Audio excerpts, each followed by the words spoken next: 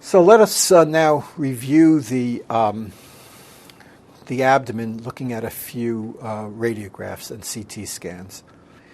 This is a barium contrast, upper GI barium contrast, and we can see the barium in the stomach, and we can see the beginning of the duodenum here, and here there's the first part, second part, third part of the duodenum. We see the multiple loops of jejunum and multiple loops of ileum. 2 points to be made on this film. Take note of the fact that the jejunum is occupying the upper left quadrant of the abdomen, while the ileum is occupying the lower right quadrant of the abdomen. And we already talked about why those are where they are, relating to the 270-degree counterclockwise rotation of the intestinal loop, and that's what causes the jejunum to be on the left and the ileum to be on the right. The other thing that's easily seen on this film is that the appearance with barium of the jejunum and ileum are different, with the jejunum having a much more feathery appearance, the ileum having a much more solid appearance, because you have much more elaborate folds of mucosa in the jejunum because of the greater absorptive role of the jejunum compared to the ileum. So those elaborate folds of mucosa displace barium from the lumen, so we have this more feathery appearance. In the ileum, the lumen is larger, the mucosal surface is flatter, and so we have more barium occupying that space. When we look at a lower GI barium enema, we can see the ascending colon, the right colic or hepatic flexure, transverse colon, splenic or left colic flexure, descending colon, sigmoid colon, leading to the rectum. The major point to be made here, we can certainly see the bulges in the wall of the rectum called the haustri. But the major point I want to make on this picture is that the hepatic flexure, or the right colic flexure, is lower than the splenic flexure. And that's because the large liver is on the right, and that prevents the colon from going up any higher.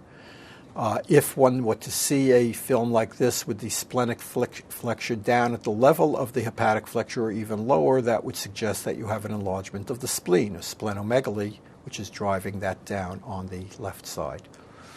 Turning our attention to some CT scans, working our way from the upper abdomen on down. Remember, this is posterior and this is anterior. This is right and this is left. We start off with that. We can see that the liver is occupying much of the right side of the abdomen in the upper abdomen. We see the spleen on the left side. It's very useful if we develop a systematic approach to identifying structures in the abdomen on a CT scan. And an approach that I like to use is to start with the vertebral body. Look directly in front of the vertebral body, and that's where you'll find the abdominal aorta. Once you've found the abdominal aorta, look to the right of that, remembering right is your left, and that's where the IVC will be. So here, very high in the abdomen, the IVC is embedded in the back wall of the liver. And this high in the abdomen, we don't see a portal vein, because remember, the portal vein comes up into the liver and then breaks up into the sinusoids. But what we do see are the development of the hepatic veins, the veins carrying the blood from the sinusoids to the IVC. And so there are typically 3 hepatic veins. There's 1, there's 2, there's 3, draining toward the IVC. If we go down a little bit lower, the liver is still occupying most of the right, the spleen is on the left. There's the vertebral body again. The aorta is still directly in front of it. To the right of the aorta is still the IVC. Now we have a portal vein. The portal vein will always be in front of or anterior to the IVC. So lumbar body, aorta, IVC, portal vein. Okay? Those are the important structures we see here. We go down a little bit lower. We're starting to lose the liver. We're starting a little bit to lose the spleen.